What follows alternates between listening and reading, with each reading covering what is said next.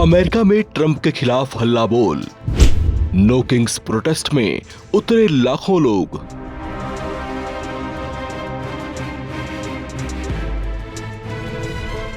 अमेरिकी राष्ट्रपति Donald Trump ने जो कभी सोचा नहीं, उसकी शुरुआत हो चुकी है। लाखों की संख्या में अमेरिकी नागरिक सड़कों पर उतर आए और नो किंग्स के नारों से अमेरिका ऐसे गूंज उठा कि ऐसा लगा जैसे ट्रंप को सत्ता से उखाड़ फेंकने का आंदोलन शुरू हो चुका हो। नो किंग्स के नारे लगाते हुए मार्च में बड़ी संख्या में लोग शामिल हुए।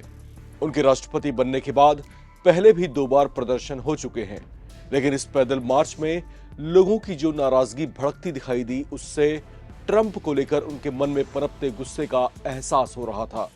अमेरिकी राष्ट्रपति डोनाल्ड ट्रंप की नीतियों के विरोध में अमेरिका के वॉशिंगटन डीसी, न्यूयॉर्क, शिकागो और लॉस एंजल्स समेत तमाम शहरों में लाखों लोग इकट्ठा हुए।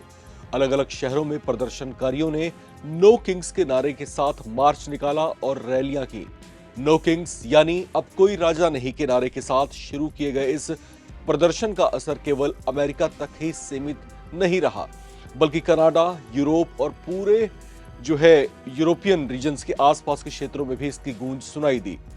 प्रदर्शनकारियों ने राष्ट्रपति ट्रंप के नेतृत्व में अमेरिका के तेजी से अधिनायकवाद की ओर बढ़ने की निंदा की है।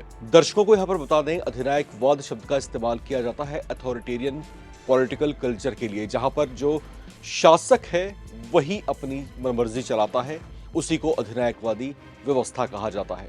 खैर, न्यूयॉर्क के टाइम्स स्क्वायर में बड़ी संख्या में प्रदर्शनकारी जुटे, जिन्होंने अपने हाथों में नारों से लिखे बैनर ले रखे थे। वहीं बोस्टन, अटलांटा और शिकागो में हजारों की संख्या में लोगों ने रैलियां भी की।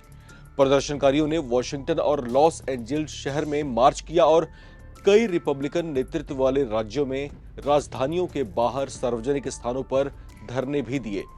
ट्रंप की रिपब्लिकन पार्टी ने इन प्रदर्शनों को हेट अमेरिका वाली रैलियां करार दिया है। ट्रंप के खिलाफ ये प्रदर्शन ऐसे समय में हुआ है जब अमेरिका शटडाउन का सामना कर रहा है, जिसने फेडरल प्रोग्राम्स और सेवाओं को लगभग बंद सा कर दिया है। असंतुष्ट लोग ट्रंप प्रशासन की कई खास नीतियों और कामों का विरोध भी कर रहे हैं, जिसमें अमेरिकी शहरों में फेडरल फोर्सेस, नेशनल गार्ड सैनिकों की तैनाती भी शामिल है। आंदोलनकारी इसे संघीय शक्ति का अतिक्रमण और सैन्यीकरण कह रहे हैं। गार्जियन की रिपोर्ट के मुताबिक वॉशिंगटन डीसी और न्यूयॉर्क जैसे बड़े शहरों से लेकर छोटे शहरों तक अमेरिका के सभी 50 राज्यों में 2500 से ज्यादा प्रदर्शनों का आयोजन किया गया। इस बीच राष्ट्रपति ट्रंप ने इस आरोप को खारिज किया है कि वे किसी राजा की तरह काम कर रहे हैं। एक इंटरव्यू में उन्होंने प्रदर्शन पर प्रतिक्रिया देते हुए कहा कि मैं राजा जैसा महसूस नहीं करता, मुझे किसी भी चीज की मंजूरी दिलाने के लिए नरक से गुजरना पड़ता है।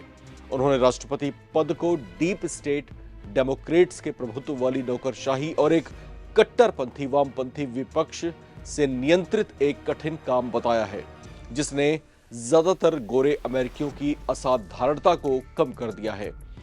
ट्रंप के प्रतिनिधियों ने इसे कट्टरपंथी वामपंथी प्रदर्शनकारियों द्वारा आयोजित अमेरिका से नफरत करने वाली रैलियां कहा है, जिन्हें वे एंटीफा कहते हैं। व्हाइट हाउस की प्रवक्ता कैरोलिन लेविट का कहना है कि ये रैलियां डेमोक्रेटिक्स पार्टी के आयोजित और उनकी ओर से ही समर्थित हैं। लेविट ने आरोप लगाया है कि इसका मुख्य मतदाता वर्ग हमास, आतंकियों, अवैध विदेशियों और हिंसक अपराधियों से बना है। हालांकि देखने में रैलियां कुछ और ही थी, जिनमें ज्यादातर श्वेत अमेरिकी मूल के ही लोग शामिल थे। विरोध प्रदर्शनों में दक्षिणपंथी भड़काऊ तत्वों के घुसपैठ के डर से कई जगहों पर रैली आयोजकों ने प्रदर्शनकारियों से शांति बनाए रखने और अपनी चिंताओं को निजी तौर पर व्यक्त करने का आग्रह किया। इसके साथ ही फिलिस्तीनी झंडे, यूक्रेन के समर्थन जैसे प्रतीकों को अपने साथ न लाने और कोई भी हथियार न ले जाने का आग्रह पहले ही कर दिया गया था।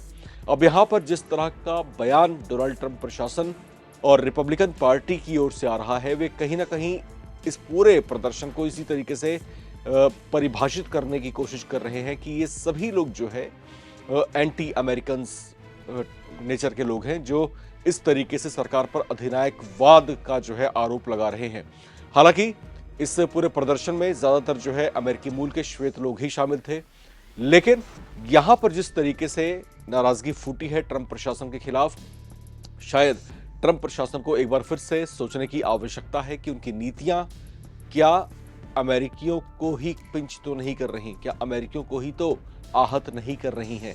क्योंकि बेशक से उनकी ओर से ऐसा आरोप लगाया जा रहा है, रिपब्लिकन पार्टी की ओर से ऐसा स्टेटमेंट दिया जा रहा है कि ये सभी विरोधी तत्व हैं, लेकिन अगर ये आम जनमानस की भावना हुई तो यकीन मानिए डोनाल्ड ट्रंप प्रशासन के सामने एक बड़ी चुनौती पेश हो जाएगी। इस रिपोर्ट में इतना ही। बाकी अपडेट्स के लिए आप बने रहें, देखते रहें नवभारत टाइम्स।